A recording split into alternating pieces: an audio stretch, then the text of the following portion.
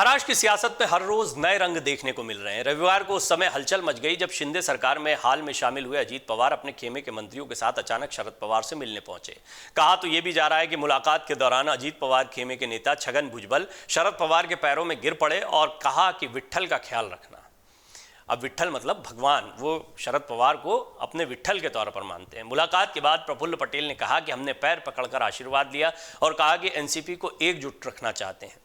शरद पवार के पैरों में प्रफुल्ल पटेल, छगन भुजबल का गिरना ये बहुत कुछ बताता है। और मैंने पहले भी आपको बताया है कि किस तरीके से ये जानते हैं कि शरद पवार का चेहरा उनके लिए घड़ी के चुनाव चिन्ह या एनसीपी के नाम से ज़्यादा महत्वपूर्ण है। मीडिया रिपोर्ट्स के मुताबिक शरद पवार से मुलाकात के दौरान छगन भुजबल एक कतार में बैठे थे, जिसके बाद वो शरद पवार के सामने आए और सीधे उनके पैरों में गिर पड़े और कहा कि विट्ठा का ख्याल रखना। इसके बाद लगभग सभी नेता शरद पवार के पैरों में आकर बैठ गए और सबने उनसे आशीर्वाद लिया। बताया जा रहा है कि सभी मंत्रियों और शरद पवार के बीच करीब 1 घंटे तक चर्चा हुई। अजीत पवार के समूह ने शरद पवार से मुलाकात की, जिसमें सुनील तटकरे, प्रफुल्ल पटेल, छगन भुजबल, दिलीप वलसे पाटिल, हसन मुश्रीफ, अदिति तटकरे, धनंजय मुंडे, संजय बनसोड़े और ये तमाम नेता शामिल थे जो अभी अलग हो गए हैं। ये जानकारी मिलते ही जयंत पाटिल और जितेंद्र आवाड़ भी तुरंत वहां पहुंच गए। ये अब भी शरद पवार के साथ बने हुए, उनके खेमे के बहुत मजबूत नेता बताए जा रहे हैं। प्रफुल्ल पटेल ने बताया था कि एनसीपी प्रमुख ने चुपचाप उनकी बात सुनी लेकिन कुछ कहा नहीं। शरद पवार से मुलाकात के बाद प्रफुल्ल पटेल ने मीडिया से बातचीत की और बैठक के बारे में जानकारी दी। प्रफुल्ल पटेल ने कहा, आज हमारी मुलाकात हम सभी के भगवान शरद पवार से हुई। हम उनका आशीर्वाद लेने के लिए मिले। हम समझ गए कि शरद पवार मुलाकात के मौके पर यशवंतराव चव्हाण केंद्र में थे, इसलिए हम बिना मांगे यहाँ आ गए। उनके चरणों में गिरकर उनका आशीर्वाद लिया। हमने अनुरोध किया कि हम अगले कुछ दिनों में एकजुट कैसे रहें, इस पर विचार करके उन्हें मार्गदर्शन दें। शरद पवार ने कोई प्रतिक्रिया नहीं दी, उन्होंने शांति से हमारी बात सुनी। प्रफुल्ल पटेल ने कहा कि इस मुलाकात के दौरान शरद पवार ने हमसे कोई टिप्पणी नहीं की है। वहीं जयंत पाटिल ने कहा कि उन्हें सुप्रिया सुले ने कॉल कर बुलाया है। पाटिल के मुताबिक बागी विधायकों ने शरद पवार से विनती की है कि आप कोई रास्ता निकालें। उन्होंने कहा कि पवार साहब ने अब तक कोई जवाब नहीं दिया है। हमारे साथ 19 विधायक हैं, अगर बागी विधायक वापस आते हैं तो उन्हें खुशी होगी। पाटिल ने मीडिया से बातचीत में कहा, हम सरकार में नहीं हैं, कुछ लोग उस तरफ गए हैं, उन्होंने सरकार को सपोर्ट किया है, हमने अभी सरकार को सपोर्ट नहीं किया है। हमारी पार्टी बटी हुई है, ये फैक्ट है। पवार साहब को समर्थन दे रहे विधायक शिवसेना कांग्रेस के साथ ही विधानसभा में बैठेंगे। तो आइए अब हम आपको बताते हैं शरद पवार ने अजीत गुट के नेताओं की मुलाकात पर बीजेपी जो है उसकी भी नज़र बनी हुई, उसने क्या कहा। बीजेपी एक महत्वपूर्ण दल है जिसके इर्द गिर्द अभी महाराष्ट्र की सियासत दिखाई देती है। बीजेपी की मुंबई इकाई के अध्यक्ष आशीष शेल्लार ने कहा कि अजीत पवार गुट अभी भी शरद पवार को अपना नेता मानता है, किसी वरिष्ठ नेता से मिलने में कुछ गलत नहीं है।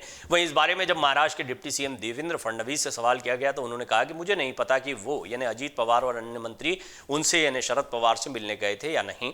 सालों तक शरद पवार उनके नेता रहे हैं, इसलिए वो उनसे मिलने गए होंगे, इसमें कुछ गलत नहीं है।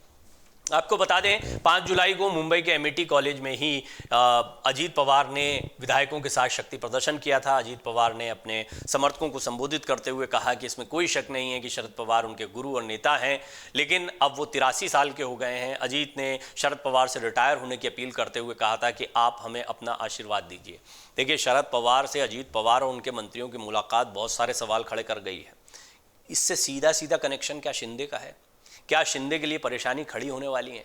क्या अजीत पवार के मुख्यमंत्री बनने की जो बातें कही जा रही हैं उनमें दम हो सकता है? ये मुलाकात इस ओर इशारा करती है कि धीरे से सरकार में पूरा एक बड़ा परिवर्तन हो गया, जो 2022 में अजीत पवार चाहते थे और किसी को कानो कान खबर नहीं हुई। एकनाथ शिंदे गुट की तरफ से बार बार सफाई दी जा रही है कि बेशक अजीत पवार जो है, और ये अजीत पवार के खेमे की तरफ से भी कहा गया कि बेशक अजीत पवार डिप्टी सीएम है, वित्त मंत्रालय मिल गया, लेकिन फैसला एकनाथ शिंदे का ही चलेगा।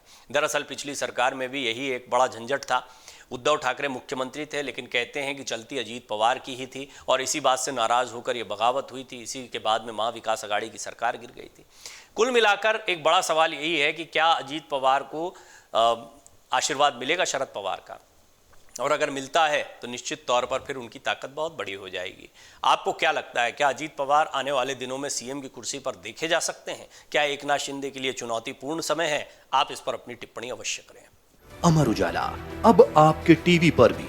अपने स्मार्ट टीवी पर YouTube पर सर्च करें अमर उजाला, चैनल सब्सक्राइब करें और देखें ताजा खबरें, वो भी HD क्वालिटी में। और हाँ, बेल आइकन दबाना ना भूलें ताकि हर खबर हो आपके घर।